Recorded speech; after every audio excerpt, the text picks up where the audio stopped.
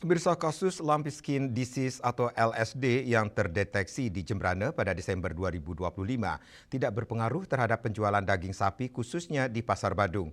Sejumlah pedagang mengaku penjualan maupun harga daging sapi masih tetap stabil. Meski ramai diberitakan terkait adanya penyakit LSD yang menyerang hewan sapi dan kasusnya telah terdeteksi di Kabupaten Jembrana pada Desember 2025 lalu, penjualan daging sapi di Kota Denpasar khususnya di Pasar Badung masih stabil. Beberapa pedagang daging sapi di lantai dasar Pasar Badung mengatakan penyaluran daging sapi ke supplier, pengiriman ke supermarket, hotel, hingga restoran masih berjalan normal. Penjualan eceran di pasar pun dikatakan masih stabil. Biasa-biasa aja tuh. Tidak ada kenaikan, tidak ada penurunan, tidak ada masalah. Untuk konsumennya seperti apa? Biasa. Untuk harga seperti apa? Harga biasa gitu. Berapa itu? Kalau daging kualitas 1, 120. Kalau daging kualitas 2, 110. Bu, harapannya seperti apa ya dan dengan adanya isu seperti ini? Mudah-mudahan tidak sampai ke sini.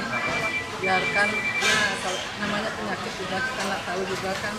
Semua itu sudah diatur sama Tuhan. Kalau bisa mudah-mudahan tidak ke sini. Di sana pun juga biar cepat hilang. Selain penjualan, harga daging sapi hingga Selasa siang masih terbilang stabil.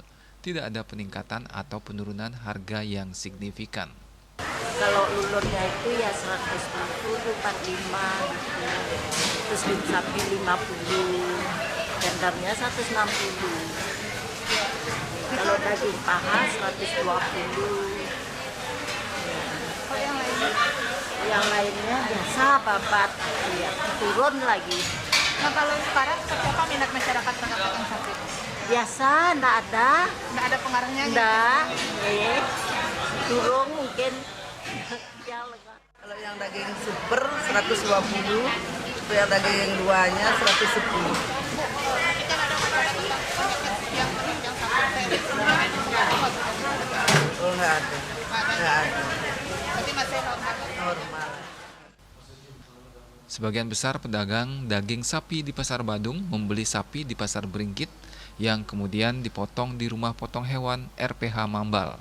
Tentunya sapi tersebut sudah melalui proses pemeriksaan terkait kesehatan hewan sebelum disembelih. Sukma dan Edi, Bali TV.